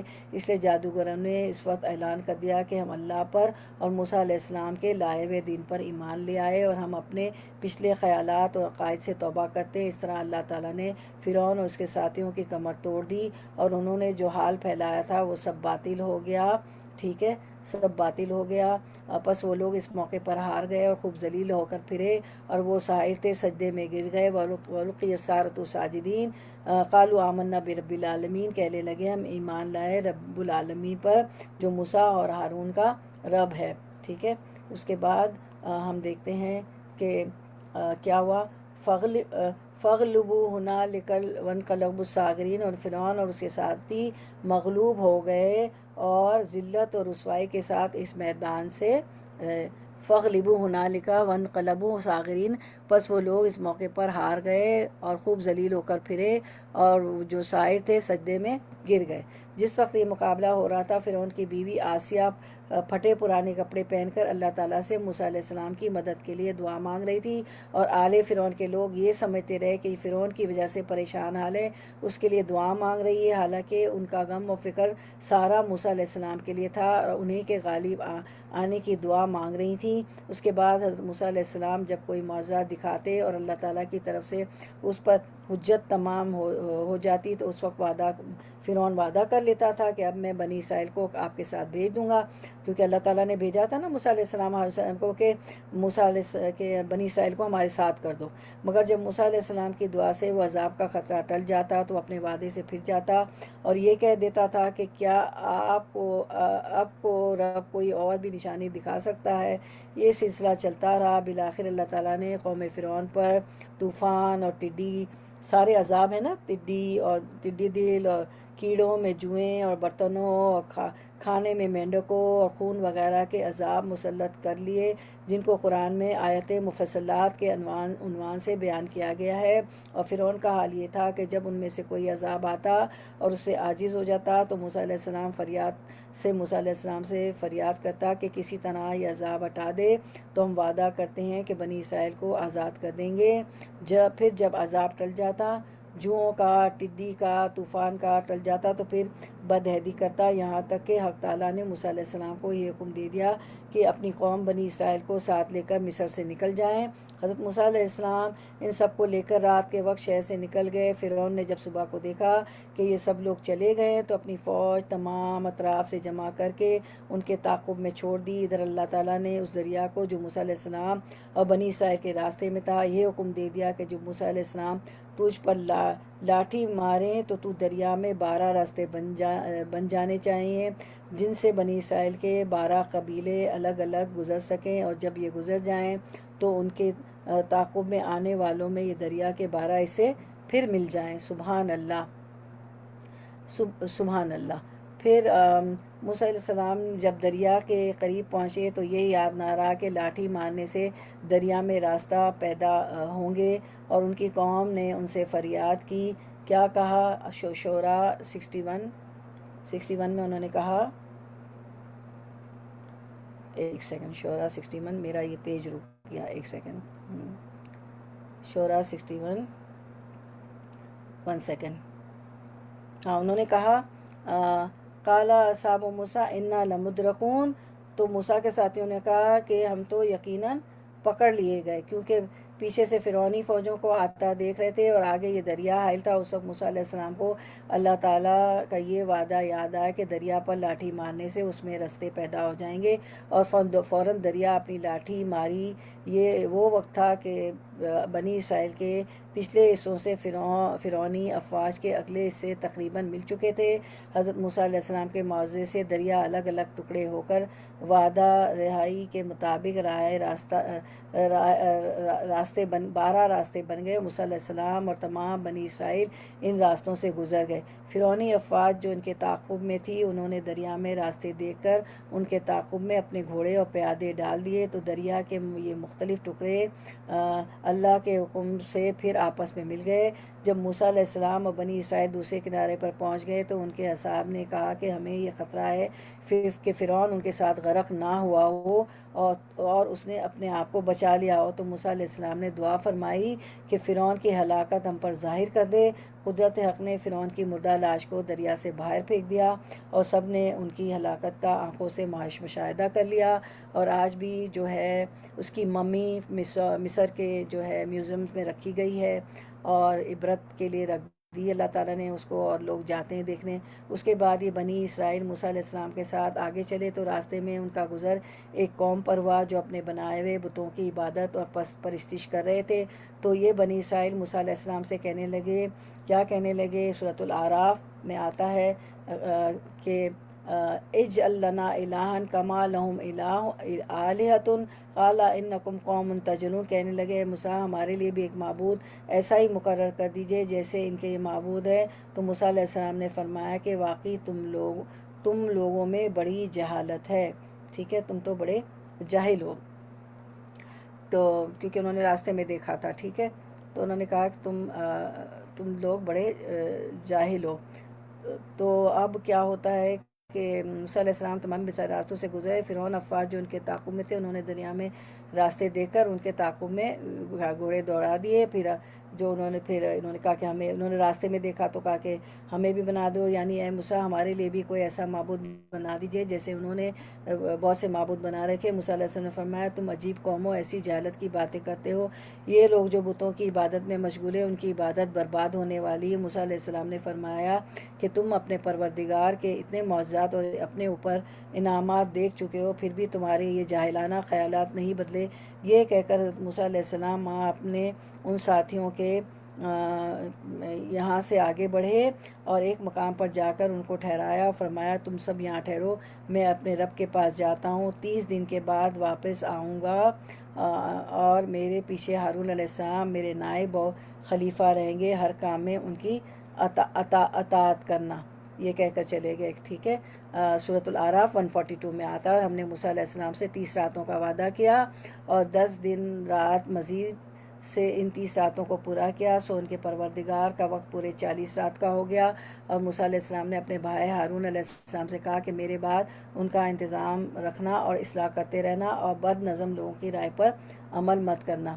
موسیٰ علیہ السلام اسے رخصت ہو کر کوہ طور پر تشریف لے گئے اور اشارہ ربانی سے 30 دن رات کا مسلسل روزہ رکھا تاکہ اس کے بعد کلام ربانی سے مستفید ہو سکے، مگر 30 دن رات کے مسلسل روزے سے جو ایک قسم کی بو روزے دار کے منہ میں ہو جاتی ہے، یہ فکر ہو جاتی ہے نا، منہ تو اللہ تعالیٰ کو تو وہ بو بھی پسند ہوتی ہے مشک سے زیادہ، مشک کی خوشبو سے زیادہ، یہ فکر ہوئی کہ اس بو کے ساتھ اللہ تعالیٰ سے شرف ہم کلامی نامناسب ہے، تو پہاڑی گھاس کے ذریعے مسواک کر کے منہ صاف کر لیا۔ جب بارگاہ حق میں حاضر ہوئے تو اللہ تعالیٰ کی طرف سے ارشاد ہوا کہ تم نے افطار کیوں کر لیا، اور اللہ تعالیٰ کو معلوم تھا کہ موسیٰ علیہ السلام نے کچھ کھایا پیا نہیں بلکہ صرف منہ صاف کر لینے کو پیغمبرانہ امتیاز کی بنا پر افطار کرنے سے تعبیر فرمایا۔ موسیٰ علیہ السلام نے اس حقیقت کو سمجھ کر عرض کیا کہ اے میرے پروردگار، مجھے یہ خیال ہوا کہ آپ سے ہم کلام ہونے کے لیے منہ کی بو دور کر کے صاف کر لوں۔ حکم ہوا کہ موسیٰ کیا تمہیں خبر نہیں کہ روزے دار کی منہ کی بو ہمارے نزدیک مشک کی خوشبو سے بھی زیادہ محبوب ہے، اب آپ لوٹ جائے اور 10 دن مزید روزے رکھیے پھر ہمارے پاس آئے۔ موسیٰ علیہ السلام نے حکم کی تعمیل کی۔ ادھر جب موسیٰ علیہ السلام کی قوم بنی اسرائیل نے دیکھا کہ مقررہ مدت 30 روز گزر گئے اور موسیٰ علیہ السلام واپس نہیں آئے، کیونکہ 10 دن اور بڑھ گئے تھے نا، تو ان کو یہ بات ناگوار ہوئی۔ ادھر حضرت ہارون علیہ السلام نے موسیٰ علیہ السلام کے رخصت ہونے کے بعد اپنی قوم میں ایک خطبہ دیا کہ قوم فرعون کے لوگوں کی بہت سی چیزیں جو تم نے عاریتاً مانگ رکھی تھی، کیونکہ وہ ان کے ہاں کام کرتے تھے نا، تو جیسے ہمارے بھی یہاں بھی میڈ اور ماسیاں کام کرتی ہیں تو وہ زیور اور چیزیں ہم بھی دے دیتے ہیں نا ہماری ماسیوں کو اپنے ملکوں میں جو بہت پرانی ہوتی ہے، تو انہوں نے عاریتاً مانگ رکھی تھی یا انہوں نے تمہارے پاس ودیعت امانت رکھوا رکھی تھی، وہ سب تم اپنے ساتھ لے آئے ہو، اگرچہ تمہاری بھی بہت سی چیزیں قوم فرعون کے پاس عاریت اور ودیعت کی تھی، اور اب لوگ یہ سمجھ رہے ہیں کہ ان کی یہ چیزیں ہماری چیزوں کے معاوضے میں ہم نے رکھ لی ہیں، مگر میں اس کو حلال نہیں سمجھتا کہ ان کی عاریت اور ودیعت کا سامان تم اپنے استعمال میں لاؤ، اور ہم ان کو واپس بھی نہیں کر سکتے فرعونیوں کو۔ اس لیے ایک گھڑا کھودوایا، اس کو سب کو حکم دیا کہ یہ چیزیں خواہ زیورات ہوں یا دوسری استعمالی اشیاء سب اس گھڑے میں ڈال دو۔ ان لوگوں نے اس کی تعمیل کی۔ ہارون علیہ السلام نے اس سارے سامان کے اوپر آگ جلوا دی، جس سے یہ سب سارا سامان جل گیا، اور فرمایا کہ اب یہ نہ تمہارا رہا نہ ان کا رہا۔ ان کے ساتھ ایک شخص سامری ایک ایسی قوم کا فرد تھا جو گائے کی پرستش کیا کرتا تھا، یہ بنی اسرائیل میں نہ تھا، مگر جب حضرت موسیٰ بنی اسرائیل مصر سے نکلے تو یہ بھی ان کے ساتھ ہو لیا۔ اس کے یہ عجیب اتفاق پیش آیا کہ اس نے جبریل علیہ السلام کا ایک اثر دیکھا، یعنی جہاں جبریل علیہ السلام کا قدم پڑتا ہے اس میں زندگی اور نمو پیدا ہو جاتا ہے۔ اس نے اس جگہ سے ایک مٹی کو اٹھا لیا، اس کو ہاتھ میں لیے ہوئے آ رہا تھا کہ ہارون علیہ السلام سے ملاقات ہوئی۔ ہارون علیہ السلام نے خیال کیا کہ اس کی مٹھی میں کوئی فرعونی زیور وغیرہ ہے، کیونکہ ہارون علیہ السلام نے تو کہا تھا نا سب گڑھے میں ڈال دو اور آگ لگا دیں، تو اس سے کہا کہ جس طرح سب نے اس گڑھے میں ڈالا ہے تم بھی ڈال دو۔ اس نے کہا یہ تو اس رسول جبریل علیہ السلام کے نشان قدم کی مٹی ہے جس نے تمہیں دریا سے پار کرایا، اور میں اس کو کس طرح نہ ڈالوں گا بجز اس کے کہ آپ یہ دعا کریں کہ میں جس مقصد کے لیے ڈالوں وہ مقصد پورا ہو جائے۔ ہارون علیہ السلام نے دعا کا وعدہ کر لیا، اس نے وہ مٹی کی اس گڑھے میں ڈال دی، اور حسب وعدہ ہارون علیہ السلام نے دعا کی کہ یا اللہ جو کچھ سامری چاہتا ہے وہ پورا کر دیجیے، کیونکہ ہارون علیہ السلام کو تو اس کے ارادے پتہ نہیں تھے۔ جب وہ دعا کر چکے تو سامری نے کہا کہ میں تو یہ چاہتا ہوں کہ یہ سونا چاندی لوہا پیتل جو کچھ اس گڑھے میں ڈالا گیا ہے ایک گائے کا بچڑا بن جائے۔ ہارون علیہ السلام دعا کر چکے تھے، وہ قبول ہو چکی تھی، تو جو کچھ زیورات اور تانبا پیتل لوہا اس میں ڈالا گیا تھا سب کا ایک بچڑا بن گیا، جس میں کوئی روح تو نہ تھی مگر گائے کی طرح آواز نکالتا تھا۔ حضرت ابن عباس رضی اللہ عنہ نے اس روایت کو نقل کرتے ہوئے فرمایا کہ واللہ وہ کوئی زندہ آواز نہیں تھی، بلکہ ہوا اس کے پچھلے حصے سے داخل ہو کر منہ سے نکلتی تھی، اس سے یہ آواز پیدا ہوتی تھی۔ یہ عجیب و غریب قصہ دیکھ کر بنی اسرائیل کئی فرقوں میں تقسیم ہو گئے۔ ایک فرقے نے سامری سے پوچھا کہ یہ کیا ہے؟ اس نے کہا یہی تمہارا خدا ہے، لیکن موسیٰ علیہ السلام راستہ بھول کر دوسری طرف چلے گئے ہیں۔ ایک فرقے نے یہ کہا کہ ہم سامری کی اس بات کی اس وقت تک تکذیب نہیں کر سکتے جب تک موسیٰ علیہ السلام حقیقت حال بتا لائیں، اگر واقعی میں یہی امر خدا ہے تو ہم اس کی مخالفت کر کے گناہگار نہیں ہوں گے، اور یہ خدا نہیں ہے تو ہم موسیٰ علیہ السلام کے قول کی پیروی کریں گے، یعنی اگر بچڑا خدا نہیں۔ ایک اور فرقے نے کہا کہ یہ سب شیطانی دھوکہ ہے، یہ ہمارا رب نہیں ہو سکتا کہ ہم اس پہ ایمان لا سکتے ہیں، یہ اس کی تصدیق کر سکتے ہیں۔ ایک اور فرقے کے دل میں سامری کی بات اتر گئی اور آپس نے سامری کی تصدیق کر کے اس کو بچے کو اپنا خدا مان لیا۔ ہارون علیہ السلام نے یہ فساد عظیم دیکھا تو فرمایا یا قومی انما فتنتم بہ وان ربکم الرحمن فاتبعونی واطیعوا امری، سورۃ طٰہٰ 90۔ میری قوم والو، اس بچڑے سے تو اس سے تمہاری آزمائش کی گئی ہے، تمہارا حقیقی پروردگار تو اللہ رحمانی ہے، پس تم میری تابع داری کرو اور میری بات مانتے چلے جاؤ، تو مانتے چلے جاؤ۔ انہوں نے کہا یہ بتائیے کہ موسیٰ علیہ السلام کو کیا ہوا کہ ہم سے 30 دن کا وعدہ کر کے گئے تھے اور وعدہ خلافی کی، یہاں تک کہ اب 40 دن پورے ہو رہے ہیں۔ ان کے کچھ بے وقوفوں نے کہا کہ موسیٰ علیہ السلام اپنے رب کو بھول گئے، اس کی تلاش میں پھرتے ہوں گے۔ اس طرف جب 40 روزے پورے کرنے کے بعد موسیٰ علیہ السلام کو شرف ہم کلامی نصیب ہوا. موسیٰ علیہ السلام تو کلیم اللہ ہے نا، تو اللہ تعالیٰ نے ان کو اس فتنے کی خبر دی کہ انہوں نے بچڑے کی پوجا شروع کر دی جس میں ان کی قوم مبتلا ہو گئی تھی. تو فرجا موسیٰ الی قومہ غضبان آصفا، پس موسیٰ علیہ السلام سخت غضبناک ہو کر رنج کے ساتھ واپس لوٹے. ٹھیک ہے، واپس لوٹے، وہاں سے بڑے غصے میں افسوس کی حالت میں واپس آئے اور آ کر وہ باتیں فرمائی جو قرآن میں ہم نے پڑھی ہیں. کیا پڑھی ہے؟ وَأَلْقَى الْأَلْوَاحَ وَأَخَذَ بِرَأْسِ أَخِيهِ يَجُرُّهُ إِلَيْهِ، اور جلدی سے تختیاں ایک طرف رکھیں اور اپنے بھائی کا سر پکڑ کر ان کو اپنی طرف سے گھسیٹنے لگے. ٹھیک ہے، یہ قرآن میں ہم نے پڑھی ہے. ٹھیک ہے، تو آپ نے دیکھ بھی لی اسکرین پہ. پھر اپنے بھائی کو گھسیٹنے لگے اور جو ہے موسیٰ علیہ السلام اس میں اپنے بھائی ہارون کے سر کے بال پکڑ کے اپنی طرف کھینچے اور الوا تورات جو کہ کوئی طور کے سے ساتھ لائے تھے ہاتھ سے رکھ دی. پھر غصے میں بھر آئے اور بھائی کا عذر صحیح معلوم کر کے اس کو قبول کر لیا. اور انہوں نے کہا تھا نا کہ انہوں نے مجھے دبا دیا تھا اور مجھے کمزور سمجھ لیا تھا اور فرقے بن گئے تھے. تو اپنے بھائی کی جو عذر کو قبول کر لیا، ان کے لیے اللہ سے استغفار کیا. پھر سامری کے پاس گئے اور اس سے کہا کہ تو نے یہ حرکت کیوں کی؟ تو اس نے جواب دیا کہ اس نے کیا جواب دیا؟ فَقَبَضْتُ قَبْضَهُ مِنْ أَثَرِ الرَّسُولِ فَنَبَذْتُهَا.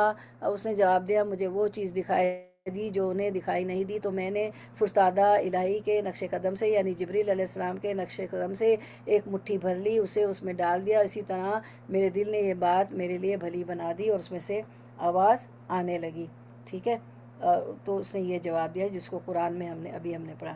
تو یعنی میں نے رسول جبریل کے نقش قدم کی مٹھی اٹھا لی اور میں نے سمجھ لیا تھا کہ یہ جس چیز پر ڈالی جائے گی اس میں حیات کے آثار پیدا ہو جائیں گے، مگر میں نے تم لوگوں سے اس بات کو چھپائے رکھا اور جو ہے میرے نفس نے مجھے یہی مطلب سجایا، تو یہ کام پسندیدہ شکل میں دکھایا.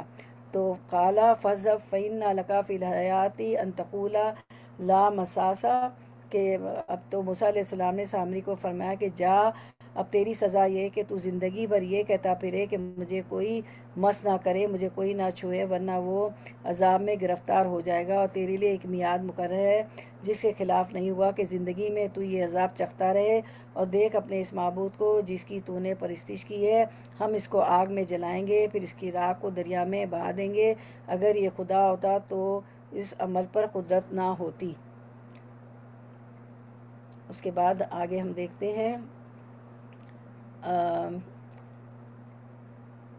آپ نے بنی اسرائیل کی اس گروہ میں سے 70 لوگوں کو چھانٹ کر علیحدہ کیا اور توبہ کے لیے چلے. وہاں زمین پھٹ گئی اور آپ کے سب ساتھی اس میں اتار دیے گئے. حضرت موسیٰ علیہ السلام کو فکر لاحق ہوا کہ میں بنی اسرائیل کو کیا منہ دکھاؤں گا. گریہ وزاری شروع کی، دعا کی کہ اللہ اگر تو چاہتا تو اس سے پہلے ہی مجھے ان سب کو ہلاک کر دیتا، ہمارے بیوقوفوں کے گناہ کے بدلے تو ہمیں ہلاک نہ کر. تو آپ تو ان کے ظاہر کو اب دیکھ رہے تھے اور اللہ کی نظریں ان کے باطن پر تھی. ان میں ایسے بھی تھے جو بظاہر مسلمان بنے ہوئے تھے لیکن دراصل دلی عقیدہ ان کا اس بشرے کے رب ہونے پر تھا. انہی منافقین کی وجہ سے سب کو وادی طے زمین دیا گیا تھا. نبی اللہ کی اس آہوزاری پر رحمت الہی جوش میں آئی اور جواب ملا کہ یوں تو میری رحمت سب پر چھائے ہوئے ہے، لیکن میں اسے ان کے نام ہی کروں گا جو متقی پرہیزگار ہوں، زکوٰۃ کے ادا کرنے والے ہوں، میری باتوں پر ایمان لائے اور میرے اس رسول و نبی کی اتباع کریں جس کے اوصاف وہ اپنی کتابوں میں لکھے پاتے ہیں، یعنی تورات اور انجیل میں. موسیٰ کلیم اللہ علیہ السلام نے عرض کی کہ بار الہ میں نے اپنی قوم کے لیے توبہ طلب کی، تو نے جواب دیا کہ تو اپنی رحمت کو ان کے ساتھ کر دے گا جو آگے آنے والے. پھر اللہ مجھے بھی تو اپنی اس رحمت والے نبی کی امت میں پیدا کرتا. رب العالمین نے فرمایا سنو، ان کی توبہ اس وقت قبول ہوگی کہ یہ لوگ آپس میں ایک دوسرے کو قتل کرنا شروع کر دیں، نہ باپ بیٹے کو دیکھے نہ بیٹا باپ کو چھوڑے. سورۃ البقرہ میں ہے نا یہ واقعہ. آپس میں گج جائیں اور ایک دوسرے کو قتل کر करना शुरू कर दे। चुनाचे बनी इसराइल ने यही किया, और जो मुनाफिक लोग थे उन्होंने भी सच्चे दिल से तौबा की। अल्लाह ताला ने उनकी तौबा कबूल फरमाई। जो बच गए थे वो भी बख्शे गए, जो कत्ल हुए वो भी बख्शे गए। हज़रत मूसा अलैहिस्सलाम अब यहाँ से बैतुल मुक़द्दस चले, तौरात की तख्तियाँ अपने साथ ली और उन्हें अहकाम इलाही सुनाए जो उन पर बहुत भारी पड़े। उन्होंने साफ इनकार कर दिया। चुनाचे एक पहाड़ उनके सरों पर मुअल्लक़ खड़ा कर दिया गया। वो मसले साहिबान के सरों पर था और हर दम डर था कि अब गिरा। उन्होंने अब इकरार किया, ऐसा डर लगता था कि वो पहाड़ जैसे गिर पड़ेगा, तो उन्होंने इकरार किया और तौरात कबूल कर लिया। जब पहाड़ों को उनके सर पे लादा गया और उनको डर लगता था कि एनी टाइम गिर जाएगा, तो तब उन्होंने तौरात कबूल कर ली। पहाड़ हट गया। इस पाक ज़मीन पर पहुँचे जहाँ कलीमुल्लाह मूसा कलीमुल्लाह ने उन्हें ले जाना चाहते थे। देखा कि वहाँ एक बड़ी ताकतवर ज़बरदस्त कौम का कब्ज़ा है। सूरतुल माइदा में हम पढ़ते हैं 21, 22, 23, 24 में आता है। तो हज़रत मूसा अलैहिस्सलाम के सामने नहायत नामर्दी से कहा कि यहाँ तो बड़ी ज़ोर आवर कौम है, हम में उनका मुकाबले की ताकत नहीं, ये निकल जाएं तो हम शहर में दाखिल हो सकते हैं। ये तो यूं ही नामर्दी और बुज़दिली ज़ाहिर करते रहे। इधर अल्लाह ताला ने इन सरकशों से दो शख्सों को हिदायत दी, दो शख्सों को हिदायत दे दी जो वो शहर से निकलकर हज़रत मूसा अलैहिस्सलाम की कौम में आ मिले और उन्हें समझाने लगे कि तुम उनके जिस्मों और तादाद से मरूब ना हो जाओ। ये लोग बहादुर नहीं, इनके दिल गुर्दे कमज़ोर हैं। तुम आगे बढ़ो। इनके शहर के दरवाज़े में गए, उनके हाथ पांव ढीले हुए, यकीनन तुम उन पर गालिब आ जाओगे। और ये भी कहा गया कि इन दोनों शख्स जिन्होंने बनी इसराइल को समझाया और उन्हें दिलेर बनाया खुद बनी इसराइल में से ही थे। मायदा 21, 22, 23, 24, 25 है सारा थे, बनी इसराइल में से थे। वल्लाह आलम, लेकिन इनको समझाने बुझाने अल्लाह के हुक्म हो जाने हज़रत मूसा अलैहिस्सलाम के वादे ने भी उन पर कोई असर ना किया, बल्कि उन्होंने कोरा जवाब दे दिया कि जब तक ये लोग शहर में हैं हम तो यहाँ से उठने के भी नहीं हैं। मूसा अलैहिस्सलाम तो आप और अपने रब को अपने साथ लेकर चले जाइए, और उनसे लड़ भड़कर हम बैठे हुए हैं। अब तो हज़रत मूसा अलैहिस्सलाम से सब्र ना हो सका। आपके मुंह से इन बुज़दिलों और नाक़दरों के लिए बद्दुआ निकल गई और आपने उनका नाम फासिक रख दिया। अल्लाह की तरफ से भी उनका यही नाम मुकर्रर हो गया और उन्हें इसी मैदान में कुदरती तौर पर कैद कर दिया गया, मैदानी तह में। ठीक है, तो ये जो है ना सूरतुल माइदा की आयात हैं सारी। ए मेरी कौम वालों, इस मुक़द्दस सरज़मीन में दाखिल हो जाओ जो अल्लाह ने तुम्हारे नाम लिख दी, और अपनी पुश्त के बल रूगर्दानी ना करो कि फिर नुकसान में पड़ जाओ। कालू या मूसा इन्ना फ़िया कौमन जब्बारीन, उन्होंने जवाब दिया कि ए मूसा, वहाँ तो ज़ोर आवर सरकश लोग हैं और जब तक वो वहाँ से निकल ना जाएं हम तो हरगिज़ वहाँ ना जाएंगे। हाँ, अगर वो वहाँ से निकल जाएं फिर हम बखुशी चले जाएंगे। दो शख्सों ने जो खुदातरस लोगों में से थे जिन पर अल्लाह ताला का फजल था, कहा कि तुम उनके पास दरवाजे में पहुँच जाओ, दरवाजे पर कदम रखते ही यकीनन तुम गालिब हो जाओगे। अगर तुम मोमिन हो तो तुम्हें अल्लाह ताला ही पर भरोसा करना चाहिए। कौम ने जवाब दिया, ए मूसा, कालू या मूसा इन्ना लन नदखुलहा अबदम मा दामू फिहा फ़ज़हब अंता व रब्बुका फ़क़ातिला इन्ना हाहुना क़ाइदून। कौम ने जवाब दिया, मूसा, जब तक वो वहाँ हैं हम उस बस्ती में हरगिज़ नहीं जाएंगे, इसलिए तुम और तुम्हारा परवरदिगार जाकर दोनों ही लड़ो भड़ो, हम यहीं बैठे हैं। मूसा अलैहिस्सलाम कहने लगे, इलाही, मुझे तो बजज़ अपने और मेरे भाई के किसी और पर कोई इख्तियार नहीं, बस तू हम में इन नाफरमानों में जुदाई कर दे। तो मूसा अलैहिस्सलाम ने ऐसी बात कही और फिर नाकदरों के लिए बद्दुआ निकल गई और आपने इनका नाम फासिक रख लिया। अल्लाह की तरफ से भी इनका यही नाम मुकर्रर हो गया। उन्हें इसी मैदान में कुदरती तौर पर कैद कर दिया गया। 40 साल उन्हें यहीं गुजर गए, कहीं करार ना था। इसी बयाबान में परेशानी के साथ भटकते फिरते थे इस मैदान में। चूँकि ये तो गुनाहगार थे, लेकिन मूसा अलैहिस्सलाम की वजह से इस मैदान ती में उन पर अल्लाह ताला ने बराबर साया कर दिया। उसका साया करते थे बादलों से, और मनो सलवा उतार दिया। कपड़े ना फटते थे, ना मैले होते थे। एक चूके ना पत्थर रखा हुआ था जिस पर हज़रत मूसा अलैहिस्सलाम ने लकड़ी मारी तो उनमें से 12 नहरें जारी हो गई। तो फूड, क्लोथिंग, शेल्टर सब कुछ दे दिया अल्लाह ताला ने। खुले मैदान ती में बादलों का साया हो जाता था, मनो सलवा खाने के लिए उतर जाता था, नमकीन भी, मीठा भी, और जो है कपड़े वपड़े भी नहीं फटते थे। और तरफ से 3 पानी के चश्मे भी जारी हो गए, वो भी 12 کیونکہ 12 قبیلے تھے کہ لڑائی جھگڑا نہ ہو. ہر طرف سے 3 لوگ چلتے چلتے آگے بڑھ جاتے، تھک کر قیام کر دیتے. صبح اٹھتے تو دیکھتے کہ وہ پتھر وہی ہیں جہاں کل تھا. یعنی پتھر نشان رکھے وہ چلتے، وادی طے سے نکلنے کی کوشش کرتے، لیکن وہ نکل نہ سکتے. پھر چل چل کے پھر دوبارہ جہاں سے چلتے تھے اسی پتھر جہاں نشان رکھتے تھے اس پہ آ جاتے تھے. تو اب صورت المائدہ میں تو اللہ تعالیٰ نے فرمایا کہ صورت المائدہ کی آیت ہے قال فإنها محرمة عليهم 40 سنة یتیہون فی الارض فلا تأس علی القوم الفاسقین. ارشاد ہوا اب زمین ان پر 40 سال تک حرام کر دی گئی، یہ خانہ بدوش ادھر ادھر سرگردہ پھرتے رہ گئے، اسی لیے تم ان فاسقوں کے بارے میں غمگین نہ ہونا موسیٰ علیہ السلام سے کہا گیا. تو یہ آیت اس وقت نازل ہوئی جب بنی اسرائیل نے حضرت موسیٰ علیہ السلام کا حکم ماننے سے انکار کر دیا اور جبارین اور طاقتور قوم سے ڈر کر مبارک سرزمین میں داخل ہونے سے انکار کر دیا تھا. اللہ کا حکم نہیں مانا تھا. ان کی بزدلی اور نافرمانی کی وجہ سے اللہ نے انہیں سزا کے طور پہ 40 سال تک وادی طے صحرائے سینا میں بھٹکنے کے لیے چھوڑ دیا تھا. اور جو ہے پھر بنی اسرائیل کی موسیٰ علیہ السلام اور ہارون علیہ السلام کا انتقال اسی دوران ہو گیا. بنی اسرائیل کی وہ نسل جس نے انکار کیا تھا وہ 40 سال میں ختم ہو گئی، کیونکہ ظاہر ہے وہ بوڑھے ہو گئے نا. پھر اور نئی نسل، اور پھر نئی نسل، نئے بچے بھی پیدا ہوتے گئے، وہ تو ختم ہو گئے. نئی نسل جو طے میں وادی طے میں پیدا ہوئی زیادہ فرمانبردار اور بہادر تھی. 40 سال مکمل ہونے کے بعد اللہ تعالیٰ نے بنی اسرائیل کو یشوع بن نون کی قیادت میں مقدس سرزمین یروشلم اریحا میں داخل کیا. اور یشوع بن نون تو وہ ان کے خادم تھے نا، غلام تھے نا موسیٰ علیہ السلام کے، جو حضرت خضر علیہ السلام کے واقعے میں بھی آپ سورۃ الکہف میں بھی پڑھتے ہیں نا کہ وہ ساتھ تھے کشتی میں نا. تو پھر 40 سال مکمل ہونے کے بعد اللہ تعالیٰ نے بنی اسرائیل کو یشوع بن نون کی قیادت میں مقدس سرزمین یروشلم اریحا میں داخل کیا. یہ 40 سال کی سزا تھی، کیونکہ وہ جو لوگ تھے جنہوں نے حکم نہیں مانا تھا، بستی میں داخل نہیں ہوئے تھے، اللہ تعالیٰ وہ بستی وہ علاقہ ان کو دے رہے تھے، تو نافرمانی کا یہ انجام تھا کہ یہ سرگردہ پھرتے رہے. پھر نئی نسل جو ہے ان کو یشوع بن نون کی قیادت میں مقدس سرزمین میں یروشلم میں داخل ہو گئی. تو یہ تھا سارا ہمارا حدیث الفتن کے بارے میں جو ابن عباس رضی اللہ عنہ نے روایت کی. آیت نمبر 40 جو ہماری تھی سورۃ الطٰہٰ کی اس کے ضمن میں، تو اسٹوری نائٹ تھی ہماری. تو چونکہ ایز اے قرآن کے اسٹوڈنٹ آپ کو پتہ ہونا چاہیے نا، ٹھیک ہے نا. چلیں اللہم، تو اسی پہ ہم اینڈ کرتے ہیں. وما توفیق الا باللہ، اللہ کے حکم سے توفیق سے ہم یہ کر پائے اسٹوری نائٹ، جو کہ بڑی اوتھینٹک اور بڑی ابن عباس رضی اللہ عنہ سے روایت تھی، یا رسول اللہ صلی اللہ علیہ وسلم سے جو ہے مرفوع تھی.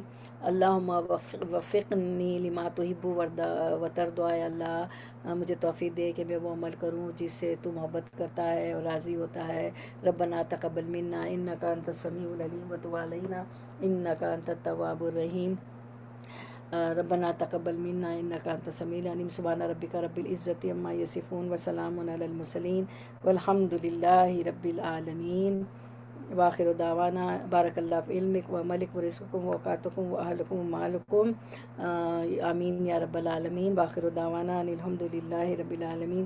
سبحانک اللہم و بحمدک نشہد ان لا الہ الا انت نستغفرک و نتوب الیک. السلام علیکم ورحمۃ اللہ وبرکاتہ. تو حدیث الفتون ہماری اختتام کو پہنچی. آپ میں سے کوئی بات رکھنا چاہتا ہو حدیث الفتون پہ تو بتائیے گا. آپ لوگوں نے